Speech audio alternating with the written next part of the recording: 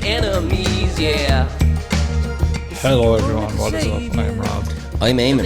It is Mini Fuzz. Don't know what I did there again. Feels like it's never not been Mini Fuzz. No, I need to start to preempt and premeditate my start poses for the YouTube people. Kind of a Hulk Hogan type thing. Well, I did that last week. The Trumpomaniac is coming after you. Shouts out Trumpomaniacs. Yeah, I'm wearing my Nigerian Prince pants today. Man. Yeah, I'm wearing the pants that brought me up. A mountain by looks. Yeah, Ben Nevis. You do. You look like you're on the run or something. I said earlier. I'm Jim Caviezel. Born ultimatum. I'm Jim Caviezel, where he catches all the or whatever.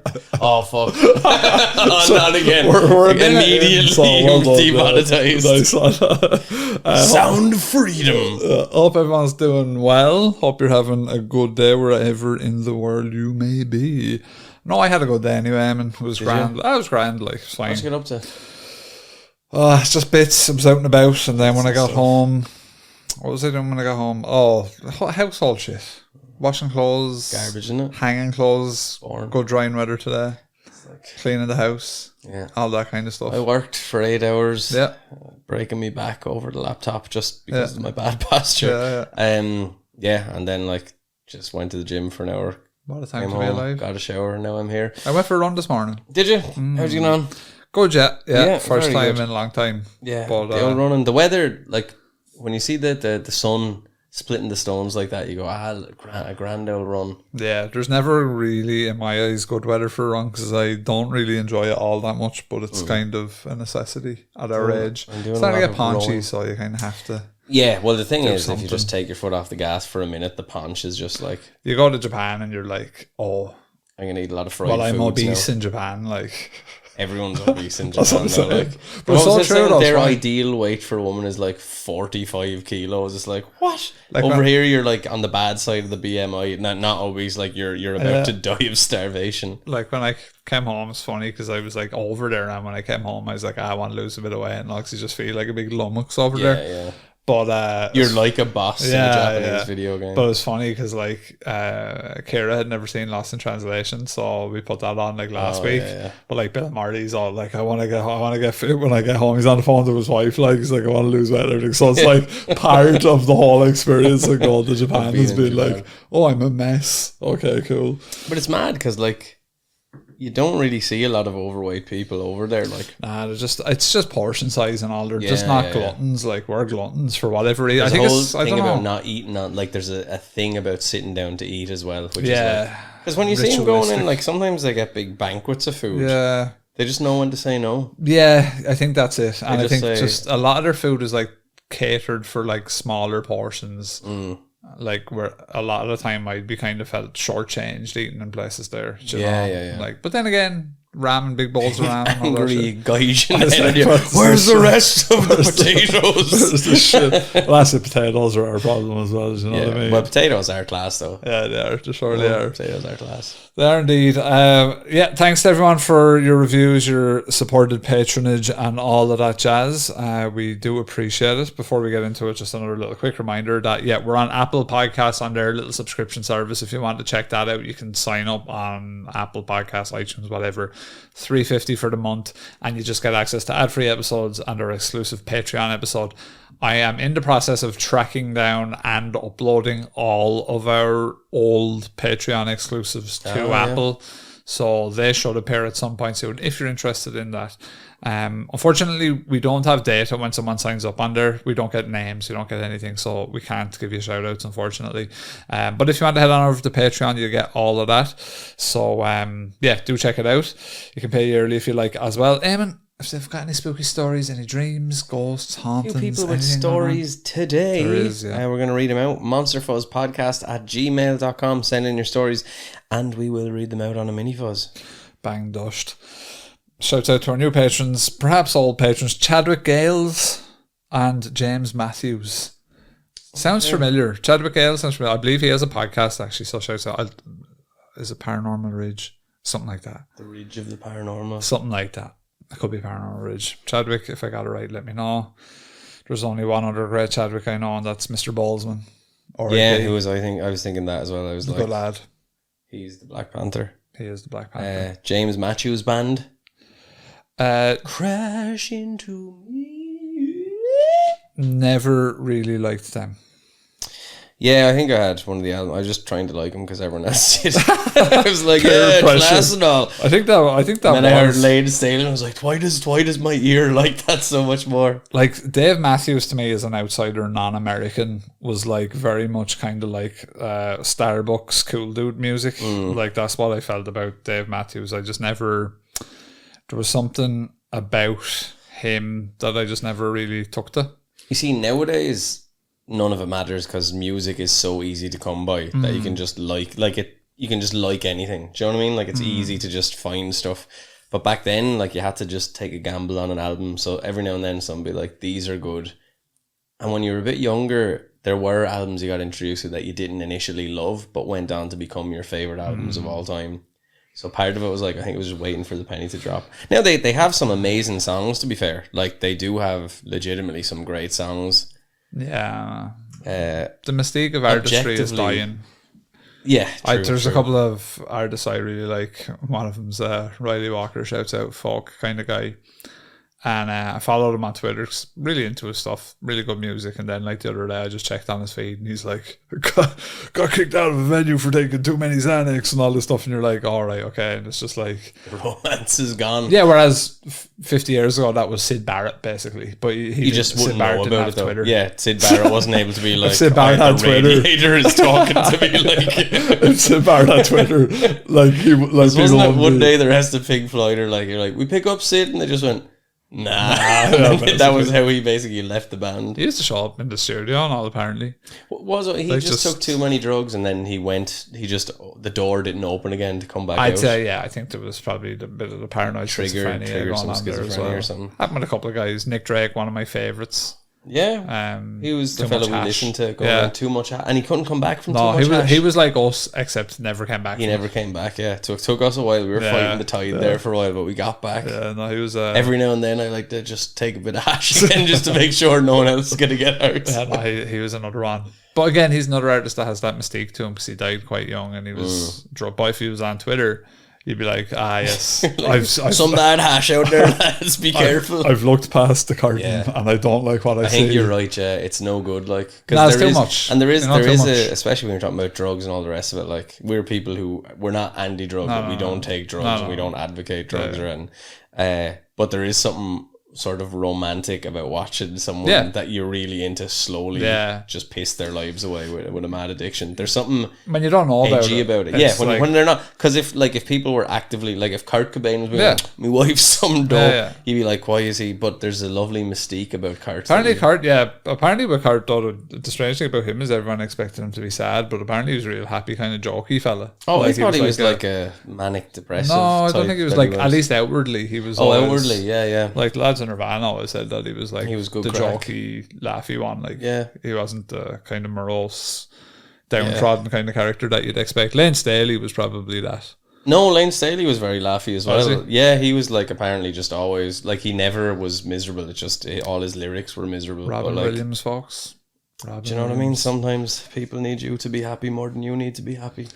That's Sarah why this podcast is two miserable old fucks. Be like, Sarah writes in, Eamon. She does. One of Wexford's own, I believe, and got a friend to a patron of ours, Mr. Paddy, who is also from Wexford. Oh, yeah. Do you know Monster Fuzz? Yes. I heard about you. Yeah, that was Caught in the Wild. That was fun. Oh, okay, Sarah, here we go.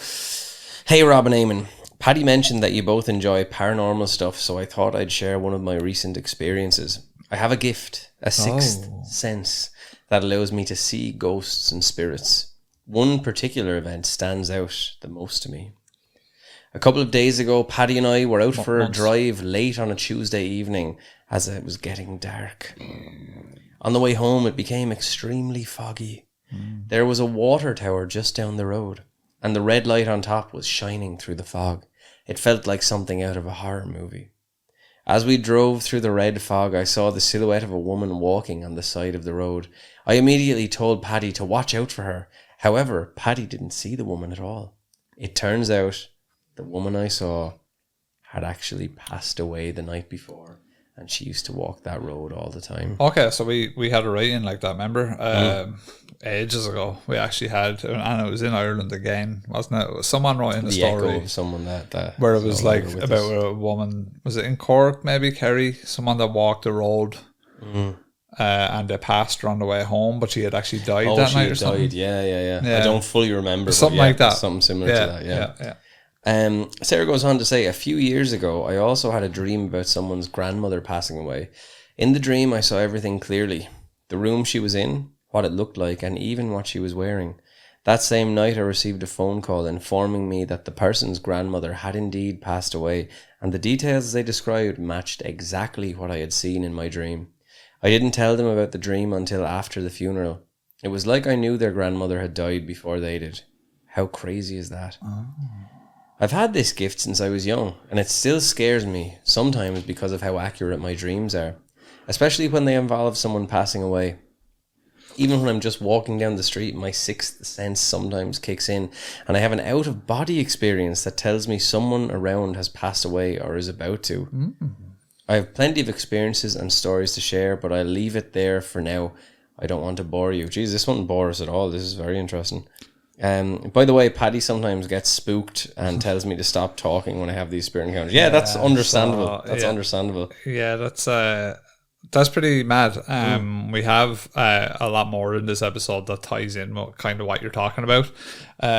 This episode has some like NDE stuff and also some stuff that NDE and sort of afterlife talk kind of lumped it all into one kind of thing. But yeah, sometimes I wonder about that, being sensitive to death and doom. Sometimes the reason we talked about was it in last week, we had a bit of a mental health discussion, and I was talking about panic attacks, and I was talking about how really the only two that I've had in my life coincided with people being terminally ill in my family around me. Now, obviously, you could say, yep, that's just like a high stress kind of scenario, and your body's reacting to it. Or I think it was when my cousin was in London, was sick. Like I think it was like literally right before he died that I had one, you know. And so it's not like I never put much pass on it, but then you do wonder sometimes, is there a sense at play that you don't really realize, some sort of connection that's just something you don't fully understand or realize, you know. It's hard to know. It's mad like to see it develop to when I say developed, that kind of indicates that Sarah's worked on it in some way, which I don't think is the case, but that you can be born with a kind of a foundation that just allows you this to peek past the veil. Well, some people are adamant, and there's a lot in this episode where it's like, oh yeah, I can do that, or oh yeah, I've had an experience that like fully leads me to believe that that's the case now. Yeah, well, put it this way.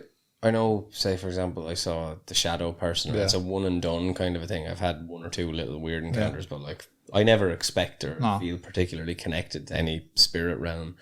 But if that would just happen much more regularly, then you'd be like, yeah, this is, you know. I seen a post on Reddit recently where it was someone who was like, I can't stop seeing shadow people, help. And I'm like, this person is terrorized by shadow people. That's awful. Yeah. I didn't actually look into it because it was just as I was putting together the end of this episode, so I was literally finishing up.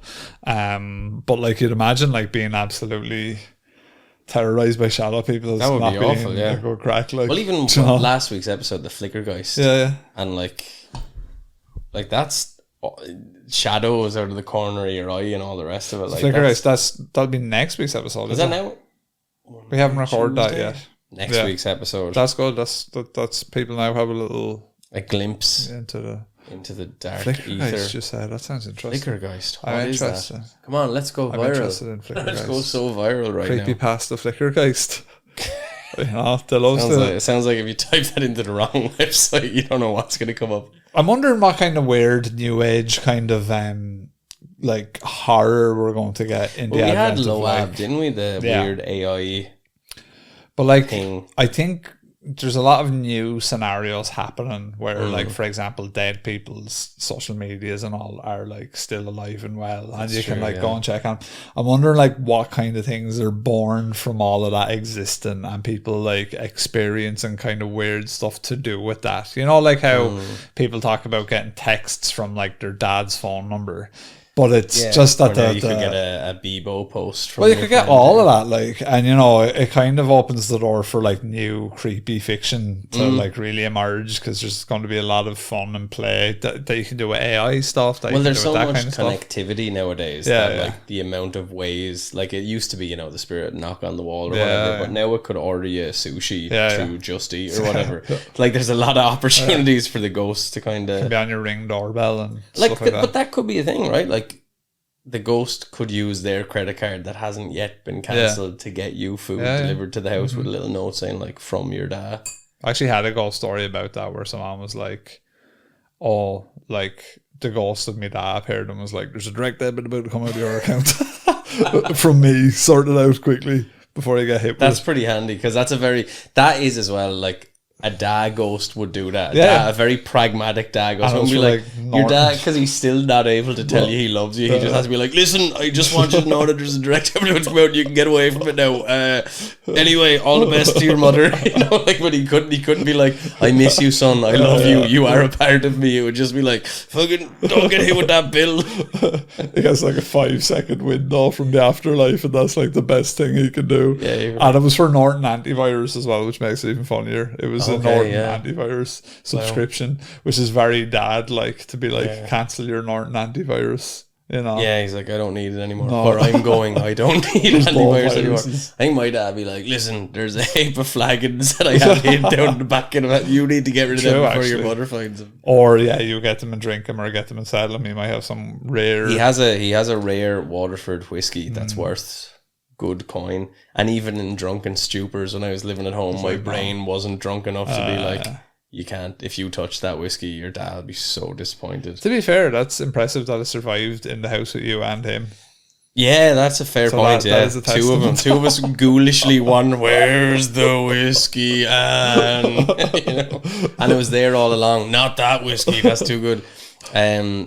It's a Yeah, that's a good one. I have my expensive whiskies just because it's nerdy. It's the Game of Thrones ones, which we learned when we were in Scotland were worth quite a lot of money. The man, you still have that Scottish whiskey. I still have Scottish whiskey. I have a lot of whiskey that would be gone in your house. I have 5 bottles. They would not last in years. They'd be gone. 2 of them would be gone before Sunday. I haven't touched them at all. They're all still perfect. Yeah, good shit. No, I could probably go through a bottle of whiskey if I wanted to. Yeah, sparingly, I could go through a bottle of whiskey a week, which I think isn't actually that bad. That's like 2 little whiskeys a day. Yes. Technically, not even binge drinking. No, probably good for you. That's good for you. Probably good for you. So this is a story from Reddit that I thought was really cool. I had surgery go a little bit sideways, and now I see dead people. Classic. And they say that they have to tell someone because they are shook. I had surgery a month ago, and ever since I woke up, I've been able to see dead people as shadows. Oh, is this but this isn't the same guy? No, this person's just tormented by different shadows, right? Yeah. Gotcha. They're just around. So far, it's been only my family, but it's definitely them. I see them. I've been battling an infection, so I keep telling myself it's probably just me being sick. But last night, my aunt, who passed away a few weeks ago, came to me. I called my mom to tell her what happened. My aunt whispered, psst, psst, and giggled, saying, wake up.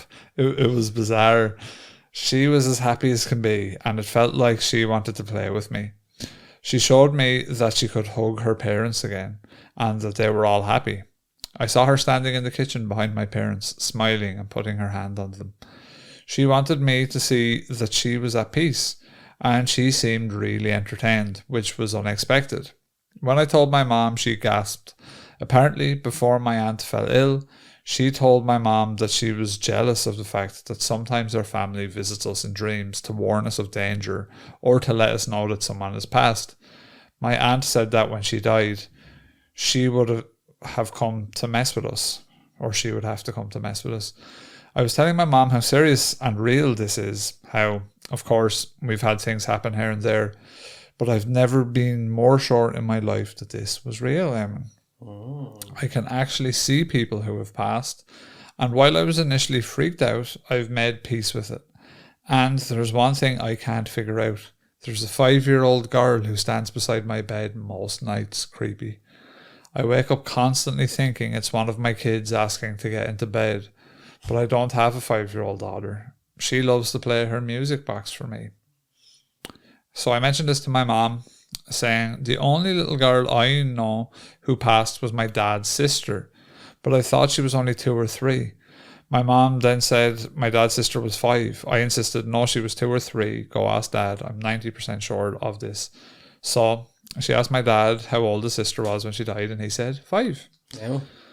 I was in absolute shock. I asked him if she had a music box, and he said, I don't know. I have to ask my brother, but she loved music and to sing. Why? I've spent a month telling my husband I don't know who this 5-year-old girl could be, but apparently I was wrong. She has been my Aunt Sophie all along, which totally makes sense because I've always felt my granddad nearby, and she was his baby girl who passed. I am floored. I wonder what she was getting surgery on. Why is that now? Well, like, do you know what I mean? Could it be surgery on the eyes? Oh, Surgery on the heart? Surgery on the brain surgery. Say, a bit of brain surgery now could end you up seeing a few old ghouls. I wonder what was it about the surgery that now has her linking in with dead people? well, this is the thing. That would be my first question. This is the mechanism of NDEs that we don't understand, you see. So maybe it's possible that she had 1 foot in, 1 foot out. Maybe they nicked something in her brain if it was brain surgery, and now she's like in that state. You took off one of the filters. Do you know what I mean? So you have all these filters, and then that's why you get those outer body experiences. You become one with the universe, and you in the tunnel of light and everything. But your filters stop you doing that because you'd never eat. You wouldn't work. You wouldn't eat. Like, you wouldn't do anything that keeps you alive as a human if you didn't have those filters. Like, if you're floating through space, you wouldn't be like, oh, I better eat something. Yeah. Do you know what I mean? Like, it wouldn't. You'd be too out of it. I thought it was brain surgery somehow or another. I'd say it was probably just some more routine. Maybe I'm wrong. Very strange. Maybe they fucking gave her a bit too much anesthetic now and she's not right. I don't know. Very strange. Very strange story. It's funny that then you have a 5-year-old who's connected to you in some way who can then appear to you. I think if we knew what the surgery was, I feel like that's the missing component. Do you reckon? Why is that? Because if she had knee surgery, this would feel very strange to me. But well, I think the crux of what she's trying to say is I was under general anaesthetic, and ever since then I'm having weird experiences. It's all just conjecture. But that's what I would take from it. Like, I'd imagine so. But I would be curious, like a heart transplant, the heart of a psychic. She get the heart of a psychic. I think if it was relevant to the story, she would have said. I feel like it's the most relevant thing to the story. But I think she would have said, like, here, I've got me 5-year-old's heart inside me, so now I see that 5-year-old. I think that would be part probably of not a good idea to transplant a 5-year-old's heart into she says, I have to tell somebody because I'm shook, but we don't know how shook she was before she had the surgery. Well, you have to take it at face value, these stories. We do, and one would assume that it was maybe either the infection that was causing her to see things, or the fact that she was put under anesthetic, and then when she came out, she's somehow experiencing things now. I would like to believe that when you're after surgery, you're broke up, and it's probably something to do with just being absolutely out of it. Like any good story, maybe it's better that we don't know. Maybe it's like the Joker's origin. We don't want to know how he became the Joker. We just like that he's the Joker, and that makes him more mysterious. I don't know. Well, we don't know what anesthetic does. We don't know nothing. No, funnily enough, they just know it shuts off consciousness. But there you go. But they don't know. That's the thing. Yeah. So maybe you can come back and things have gotten into your consciousness. I'd like to think it was some sort of brain/heart. So it was double. She had a coupon, so it was brain and heart surgery at the same time. What does that do for the story? Brain, because brain surgery is like you could nick the brain and now you start hallucinating a bit. You could damage the brain. Heart, she could have been transplanted the heart of a psychic, and now the heart of the psychic is bringing on ghoulish people. She can't just see this then, no. Not just that. Not after regular. Anesthetic. It's been proven that anesthetic doesn't have the components to allow you to see. So that everyone else that sees ghosts, then they don't qualify then either. They have to have a new heart or a brain nick. No, she wasn't seeing ghosts beforehand. Yeah, and now she is. So something fundamentally has changed during that surgery. Now we're left with a big New gaping heart hole or in the new story brain. where we're going, what was the surgery? And I if don't think that only- matters, you see. That's the thing. I think it matters more No, than I any don't- other part of I that don't story. think it I think it's matters. the most important I don't part of think that it's story. important at all. It's like if I just came home to you tomorrow and said, I'm seeing loads of dead people now, what would your But you first see, question the reason be? I'm saying I You were don't saying think what it's, happened? no, the reason I'm saying I don't think it's important is because people say to see dead people all the time, and we don't go, have you had surgery recently? But this girl said, I Yeah. had surgery and But now that I doesn't- see dead but people. it's just- like, it's you know not what like I the mean? other, like if someone that said, doesn't like just if live and let someone live, said, brother. I ate a Mars bar and now I see dead people, like that's weird. Yeah. I never heard of anyone eating a Mars bar Yeah. and seeing dead people. The crux of this story is that she was not seeing dead people and then she had surgery. Yeah, And now so- she is seeing dead people. So we're going, Right. what happened during that surgery that has allowed you to see dead people? Yeah, but again, I think that could be anything, really. Probably Anything. to do with the surgery though. It could be anything. It couldn't be anything. It Go in for you're like, Are you going to try and apply science to a correlation ghost doesn't podcast mean now? causation. Is that what we're at now? She went in we wanna for start- surgery and now she's seeing a 5-year-old playing with a music box. Like, I just want to know what the surgery was. Well, it could have been an NDE. She could have had an NDE and something. Yeah, but she didn't say. You see, this is the story. Okay, right. Well, okay. I have a lot of questions now. Okay, right. Well, I want you to put that same standard now on every single story that we do going forward, right? Every So single the next story. one is on NDEs in the afterlife. So you can read So this this one, man right? says, And then he said, I'll respond. my dad, no, and I want you to interrogate it because we won't get to the bottom of this Yeah, by yeah. accepting everything at face value. Yeah, yeah. My dad passed away in 2009. Why? He's- What happened to him though? Well, see, that What doesn't happened to him? matter Though? in No, this it's case. important though, because Oi. maybe because I think you're missing the point of his not soul being might so be it's stuck like, on the planet. I still. can't see dead people. I have surgery. Now I can see dead people. The first question you should ask is, what was the surgery? What happened during this? Surely that's the main Ghost point of surgery. it. It was the ability to see ghosts. If it said my dad passed away in 2009, but then came back to life in 2011, then we go, what did he die from, son? That he was able to resurrect. No, so it is actually important to know how someone died, because sometimes they say ghosts are on the earth because they have unfinished business, you know, that kind of thing. be, So that's yeah. why I want to know, you know. Well, I don't know. I don't know does it that say about in the this story. No, I don't think so. Well, So I see, want to know so that, but- he said I he's wanna know. communicated with me a few times right after his right. passing. Okay. If that makes any sense, I'm afraid not. doesn't, I'm no, afraid you not. need to qualify that. Because we need to know why he Yeah, died. yeah. Just to basically everything is okay and not to worry. It's always I am accompanied worried by now. an overwhelming warmth that envelops his entire body. Yeah, look, it's a fair to ask the question. Hmm. What did your dad die from? Yeah. I feel like it's much fairer when someone has an event happen that Oh, then yeah. radically changes their perception of reality to ask, what exactly was that event that happened? Now, what if she said... Does that not seem like a very It reasonable does, thing to but ask? but what would you respond to if she just said, I stubbed me toe and they had to... Or I broke me toe and they had to just put me out and operate on me toe? I'd have more questions now. Now I'd be more. I'd say why? What would Why? you say to that then? I'd say why? I'd say why?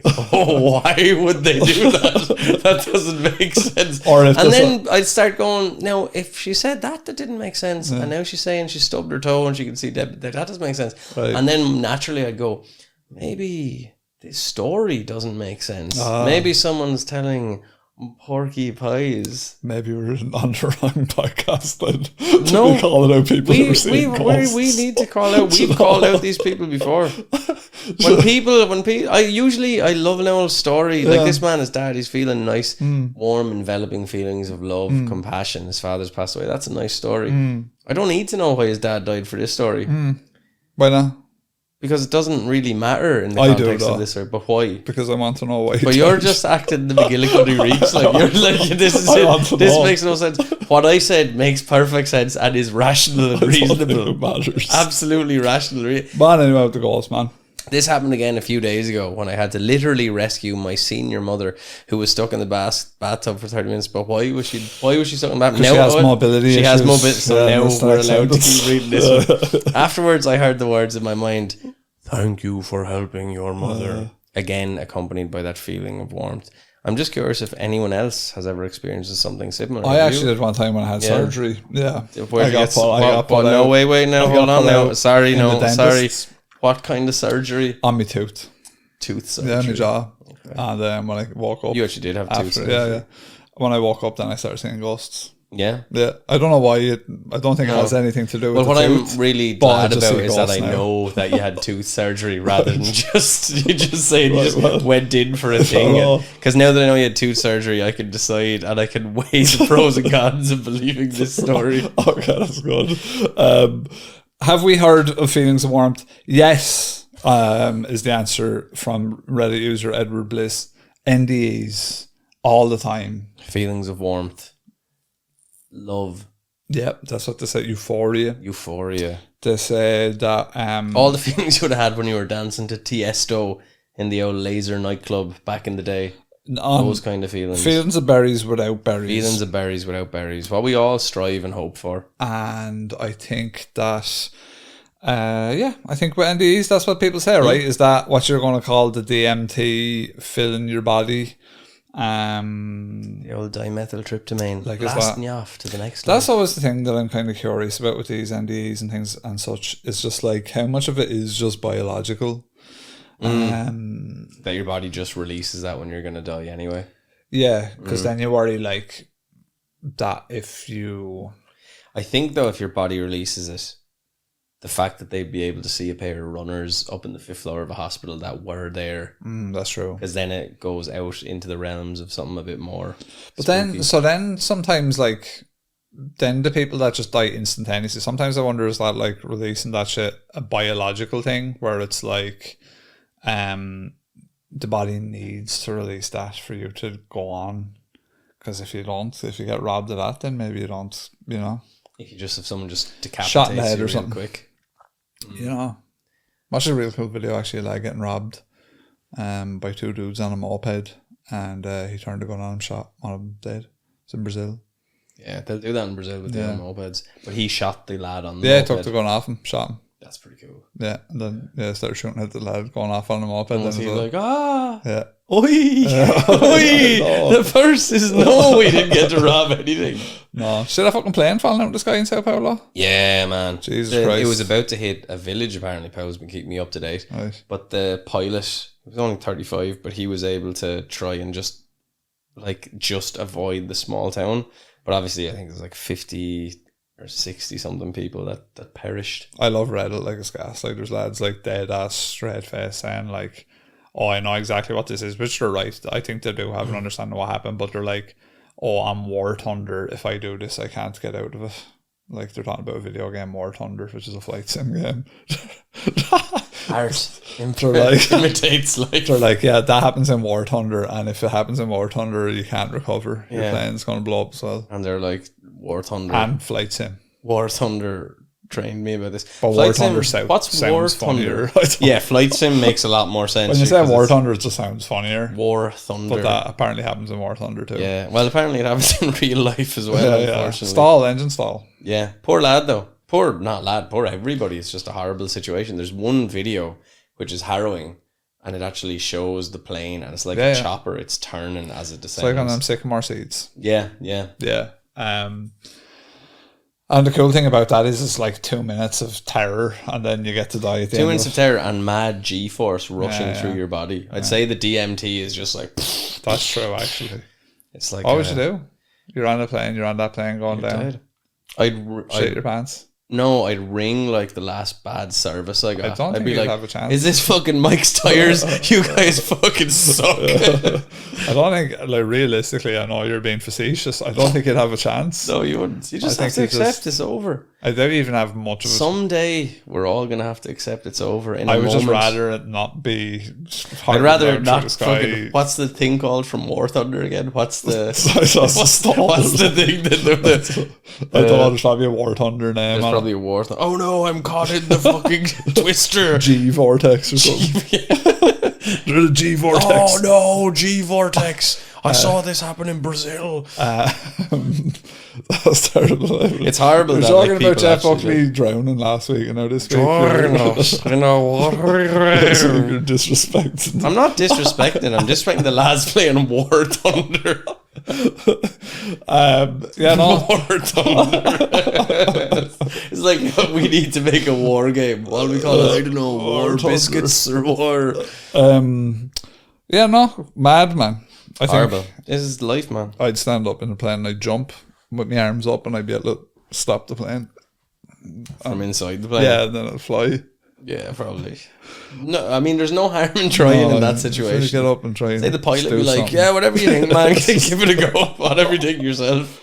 Yeah, apparently it's very hard to recover from that scenario. If like next In War Thunder, like in War Thunder, I've been advised it's very game difficult. over, like. And in real life also. I know, but like you've never seen a plane start to go like that. And No, apparently you can recover from it. Really? But it's like very difficult. It's like it's and it's more luck that you can recover from it rather than actual skill. So it's just the experience. Like there's 60 odd people on that flight, and just the experience of like this is happening. I'm always a bit Weetabix when the plane's like that, when you're going up quick, you know, when you're getting up to altitude. Yeah, I'm always a little bit Weetabixy at that point. I always kind of wonder, like, because that's stally territory. I always do wonder, like, if it just stopped. It just started to go down, and you're just kind of like, you're like, now what, like you know, just like, I think you just have to close your eyes and hope it's over quick. Would you feel stupid if you died on a plane, like in your last moments? Would you go, I probably shouldn't have got on this plane?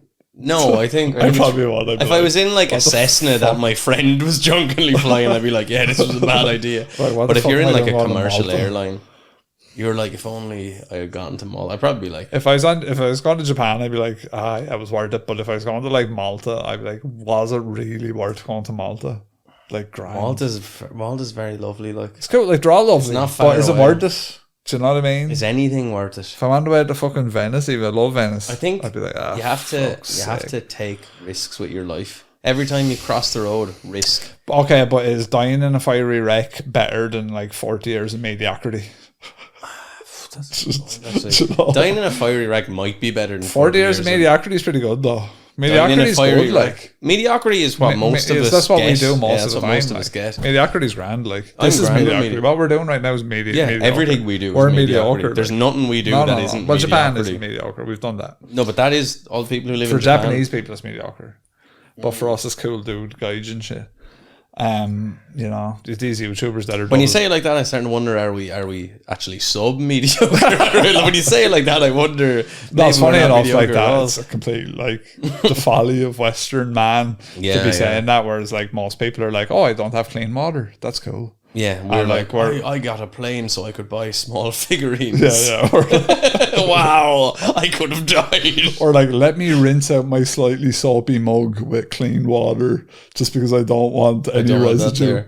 Yeah, there's a horrible sort of divide Insane. between the old hemispheres. Yeah, insane. Where, like, some people are just having a horrible like completely time. unhinged. The fact that this thing works is because they're out there unhinged. drilling holes in mines. No, it's totally unhinged. Yeah, it's horrible. So then, would you rather die in a fiery wreck, though, or when you put it that way, Western mediocrity now? Western mediocrity. I think everyone should get 20 years at Western mediocrity, and then you die in a fiery wreck. Because Western mediocrity like, for a lad from all the people that are like having an awful life down there, just going on fire in the middle of the day and all. Give them a bit of Western mediocrity. That's what I'm saying. Every 20 years you switch. To them, that they're like, oh, this is heaven. But they just take this for granted after like 2 or 3 years. Same as we would. Like after 2 or 3 years, they're like, oh, I've been watching Hunter x Hunter and now I can't wait to go to Japan. Because a lot of immigrants, like, they really do try and instill that in their kids, like, we're in a better place now, you little shits. You need to pull your fucking drawers up. I think there is an element to that, and I feel society has more expectation than it's ever had before, where people just expect. Here, yeah, for sure. Yeah. Western and I think for sure. I think humans just adapt to that quick enough. If someone's just like, what do you mean me light's not working? What do you mean you're fixing the grid? Oh, yeah. And everyone's like, but sure, I can't watch Coronation Street now. The most fickle stuff annoys us. Yeah. But then if we have to get up early in the day to go and get water. Yeah. And hope that it doesn't have parasites in it. Yeah, and hope that there is water there. And if we don't drink it, we die of thirst in the heat that's bordering on 50 degrees. And our child is starving in front of us. Yeah, and we're like, well. Yeah. And I mean, you were like, I need to get Street Fighter Alpha 2 on we're just like, that happens in War Thunder. Like, do you know what I mean? Like, yeah, I've been at Call of Duty and there's lads starving. It's a horrible thing, though. And it's a horrible thing in that, like, the way I see it is, all right, well, like, I'm in this situation. That's class. Yeah. So I may as well. It's what's going to be really bad is if I don't enjoy the situation. That's true. And these poor lads are out there having an awful life. So I have to enjoy it for all of us. Like, You do, yeah. That's true. so, like, if I say I'm going to eat a burger, drink whiskey, like all the degenerative stuff I want to do, if that's what I decide, you should start sending like postcards to like African children, being like, "I'm enjoying I'd this be for like, yous." thank you. In Just the be like, next "For life, yous, I'm enjoying this." in the next life, I randomly send Pictures of postcards you with to like African fucking children. chicken fillet rolls and all that. I'd be like, yeah. Me sending postcards back, like, in order to send this postcard, I could have drilled a well in your village, but I just want you to know how much fun I'm having. I remember one Christmas, me ma got me a goat by giving it to, nice, okay. and I was like incensed. I was like, "What the fuck is this? Where's my Mega Man X2?" I couldn't believe the audacity of my mother to like give something to. It's my Christmas. I was so angry. She never did it again. Imagine you were supposed to get a Super Nintendo game 5 years ago. Yeah, it was like last Christmas. It was like, this is like during COVID. No, I would have been young enough, and I was just like, what? I just couldn't believe it. I couldn't believe it. My dad was like, "It's okay, we got you other stuff," and I was like, "Fucking goat for people I don't even know what the fuck." Are you shitting me? McGee, this is totally not professional. Get this guy out of here. You're a nice guy, but you're totally I was like, "You're a nice mom, but you're totally unprofessional." Oh, that's class. Outrageous behavior. I'd never do that to my kids. No. I'd be like, "Listen, there's loads of kids having a really terrible time, so you need to have the best time you can." I'd never say to my kids, like, we used to get that shit, was like, if you don't eat your dinner, they'd be like, "There's starving children out there," and you're like, no, I said, "There's starving children out there, and you don't even have to eat this if you don't want it. There's loads more in all the cupboards. Go to Tesco's and look at all we the can food. spend an obscene amount of money on a Michelin star. Yeah. Who even knows what that is?" I tell you, man, it's a trip. But long story short, RIP to those that I had in war. In the end, that is a very awful way to die. And obviously, we don't always fully believe in what we say in this podcast, so we're trying to make each other laugh. I'm probably one bad flight away from never flying, probably, I'd say. Like, if I was in one of them, you know them ones where, like, they drop a couple of 1,000 feet in, like, a set, and then they recover. Yeah. Or, like, when they land, one of the wheels breaks. Yeah. I think at that point, I'm like, oh, yeah, well, that was fun anyway. It was good to be fair, we've done it. Yeah. Experience it, it's done. Pull the ladder up, now we're done. Yeah. Like, there's a new shark movie out I think it's called No Way Up. Right. And the plane goes into the water. Colin Meaney is in it, so great. you know it's good. High standards. Plane goes into the water. It's underwater, but there's an air bubble. Oh, yeah. So that's class. That kind of has happened before. That has happened in the past. What hasn't happened is a shark then terrorizes the passengers. Oh, that sounds good, though. But they can't fully get in, but they obviously have to get out and do stuff. Oh, there's some sausages on the wing, like, or whatever the fuck. So they have my Game Boy Advance. My IPS Game Boy Advance. It's limited edition. Don't worry, Fred. I'll try to get it while there's a great white just circling the airplane. Yeah, that's just like first. I hate the term first world problem, but if there ever was one, that's certainly one of them. Yeah. Oh, his Game Boy Advance isn't waterproof. Come on, guys.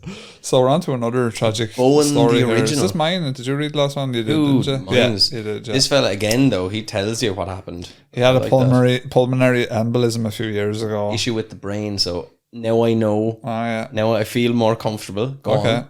While I was in hospital that first night, struggling to breathe and feeling myself slip away, I felt my father's hand on my back, and I heard him say, "You're going to be all right now. Just breathe." And suddenly I felt my lungs expand with the deepest breath I had managed in hours. I didn't know it, but at that time, my doctors were discussing life flighting me to another hospital. Never heard of that before. Life flight. That had a better cardiac unit, because I had a saddle embolism, which means that a large clot is spanning the entire heart. Jeez. Fucking hell. At what point is it a heart, and at what point is it a clot? At that I can't see the clot from the heart. No, absolutely. Scalpel. So they were going to do open heart surgery to remove it. When my dad touched me, my heart clenched hard and expelled the clot into the lung. I'd like to know the science on that, which, while not ideal, is a lot better for recovery, and it allowed my heart to begin circulating my blood properly again. Dad had been gone for 2 years at that point. That's pretty good. The only thing is, like, if you get something like that happen to you and you've had a really good relationship with your father and your father's passed and that doesn't happen, you'd be like, Dad, Yeah, that's true. What is it, like a lottery ticket? You know, some people get lucky. This is what I'm wondering in our years and years of field research, and here. I'm wondering, it seems like perhaps with the NDEs and stuff, that sometimes maybe that person is supposed to pass on for whatever reason, and we don't know why. They say it's not your time, it is your time.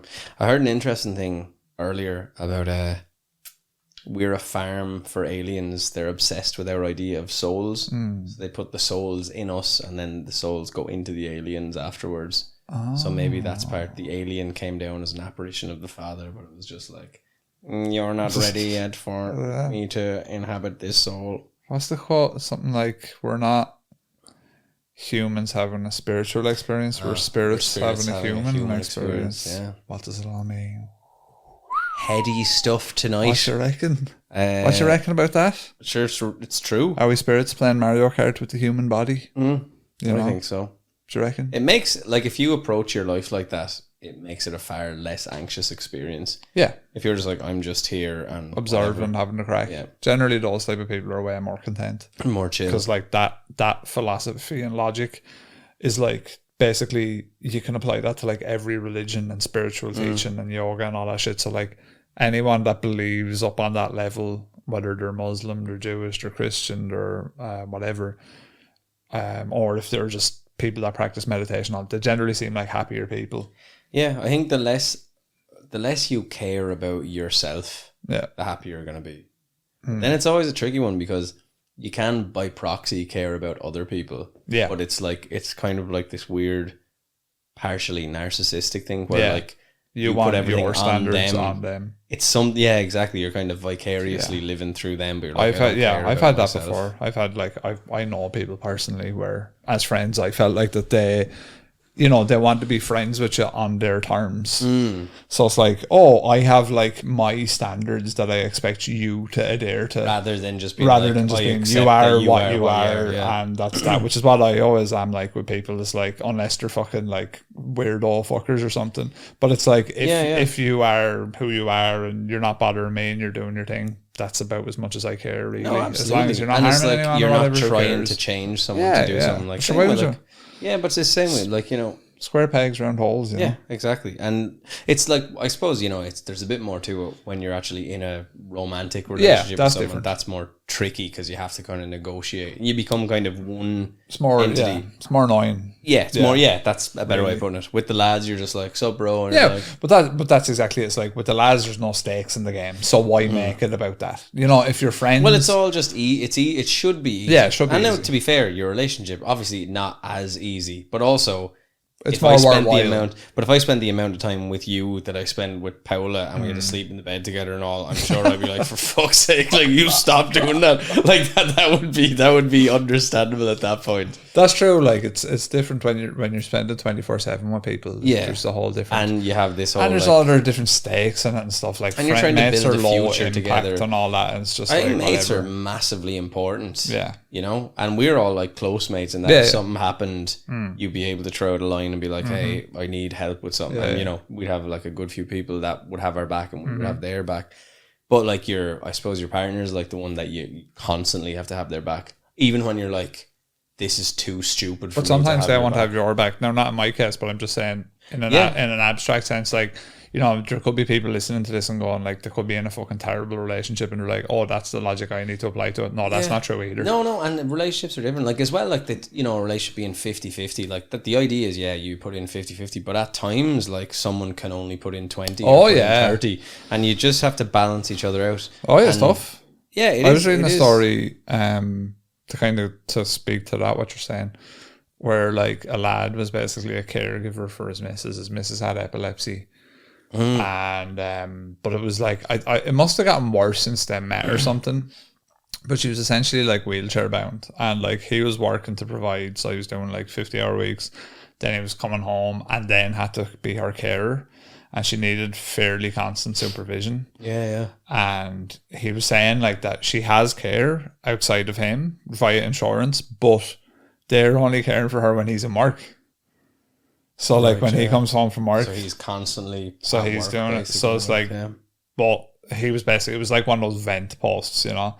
But basically, long story short, people were just like, no, you know what? Like, there is a point where there's no point being a martyr. Because basically what he was saying was like, it wasn't a thing where they were all happy and everything was great. Like, like he was severely unhappy, had really bad burnout. And I don't think she was being the nicest either. Yeah. She was being really unrealistic in scenarios and like asking for loads of shit and just being a big fucking...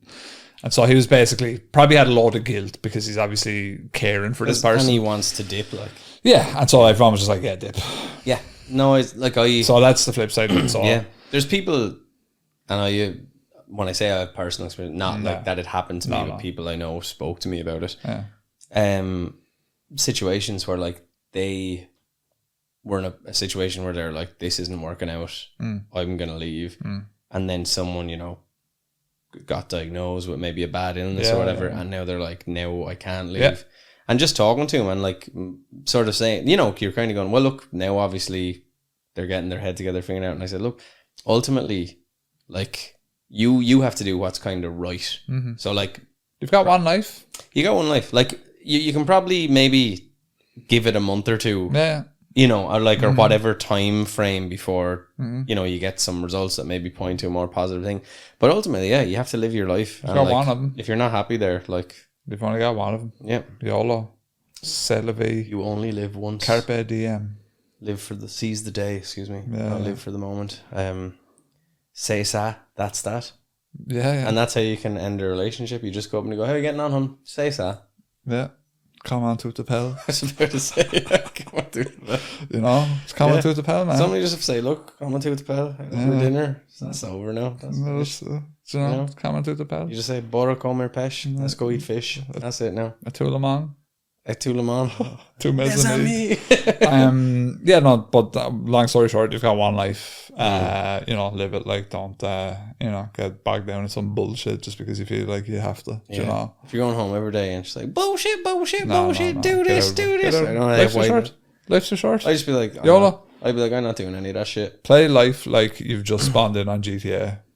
And you have little to no money. But also don't play life like GTA. Also actually don't do that because that's could cause severe amounts of damage to everybody else.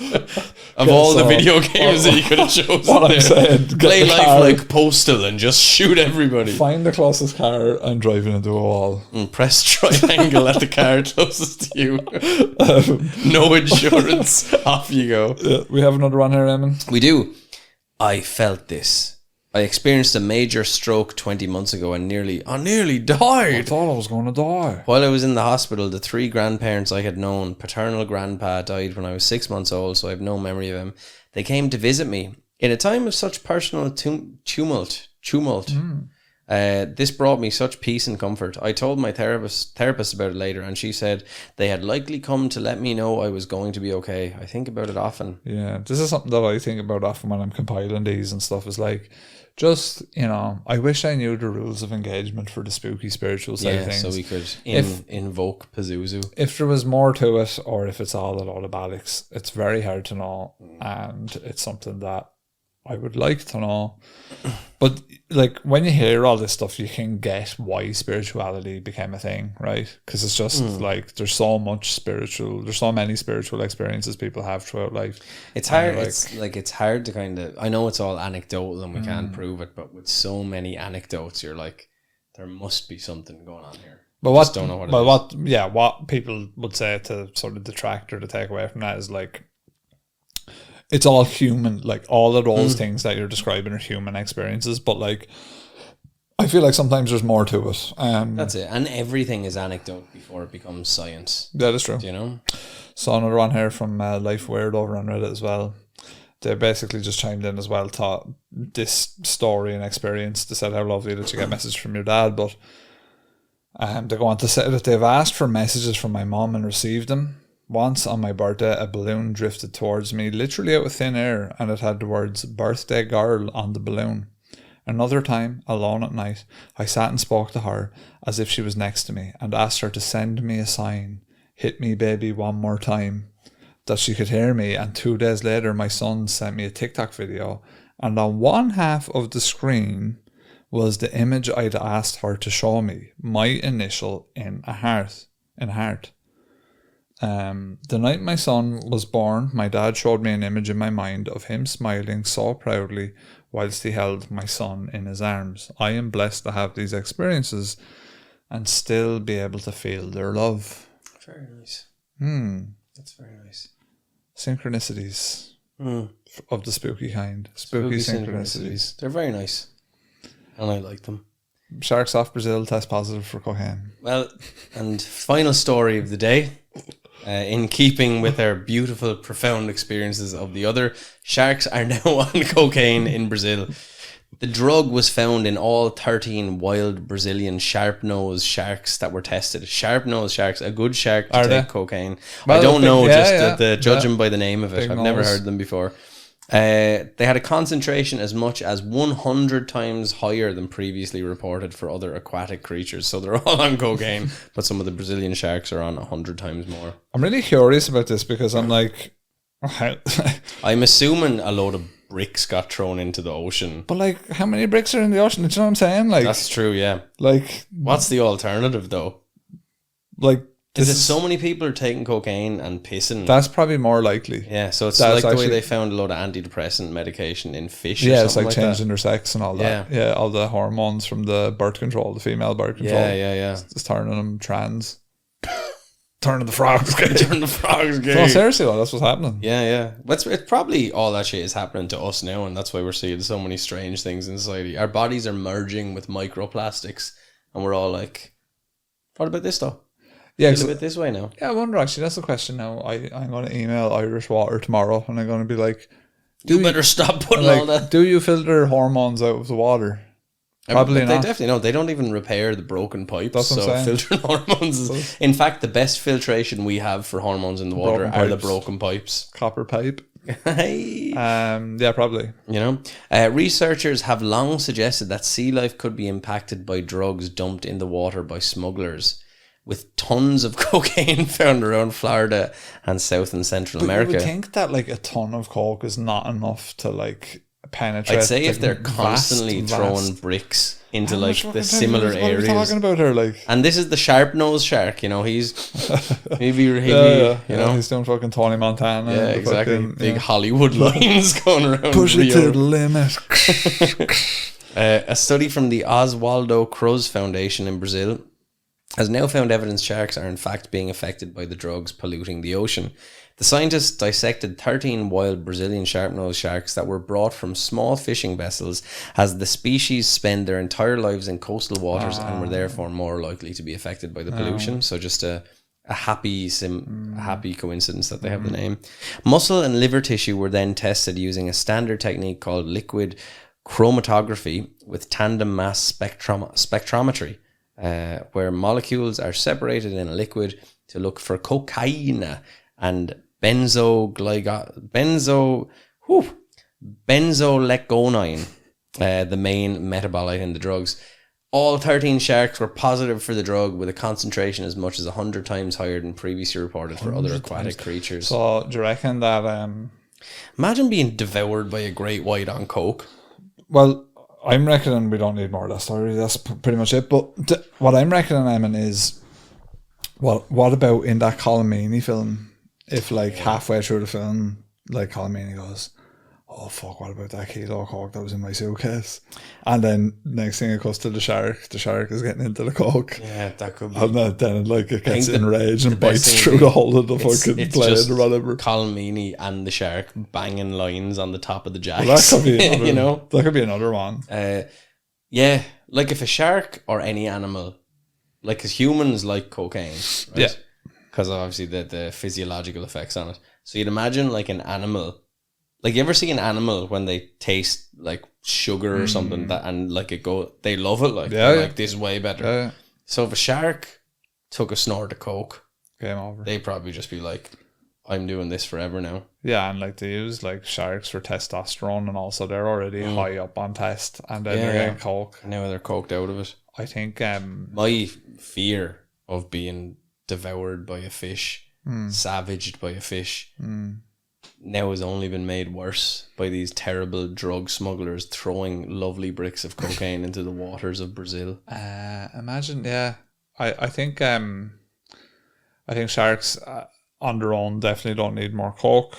I think you could make the argument that no one needs any more coke. It's funny though that in Ireland, like, you know, most people around the world, they take coke to like feel confident and to do this and that, but like in Ireland, most people take coke to drink longer. Yeah.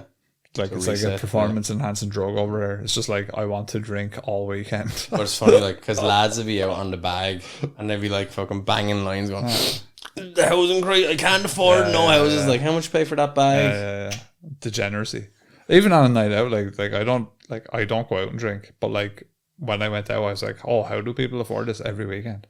Like, it's insane. It's madness. Like, if you go out, like, yeah, it's lads madness. were going like to go out over the flat, or like, oh, they're out 2 or 3 nights. I was like, where the fuck are you getting money to get go 2 or 3 hit for nights €100 a night, easy on the flat, yeah. And then if you're wanting to do the fucking bag, which I wouldn't, which is another €100. So then you're looking at, and then you always have the poor schmuck who will pay the €100, and then no one else will give him money back. So then you can spend like literally the bones of €500 going out 3 times. But you know what? The other part is you've gone out. You're going to spend €100 on food and drink. You spend €100 on the bag. Now you can drink more because you're on the bag. That's true. Now you're spending more money. That's true. You won't get hungry, and then tomorrow you're going to feel so bad that you're probably going to spend a huge amount of money on food again. So actually, all the adjacent expense to the cans and the bag and the pints, it's probably knocking another €100. Should you be almost? You're talking about like a week's wages. You'd be almost to Japan at that price. You'd be on the plane, coked out of it, hoping it doesn't crash. That's how I measure money now, is how much it stacks. How many trips to Japan you can get? This is 1/20th of a trip to Japan. That's how it works. That makes sense, man. It does. We'll leave that there. Mini Fuzz. I've been Rob. I've been Eamon. Over and out. Bye-bye.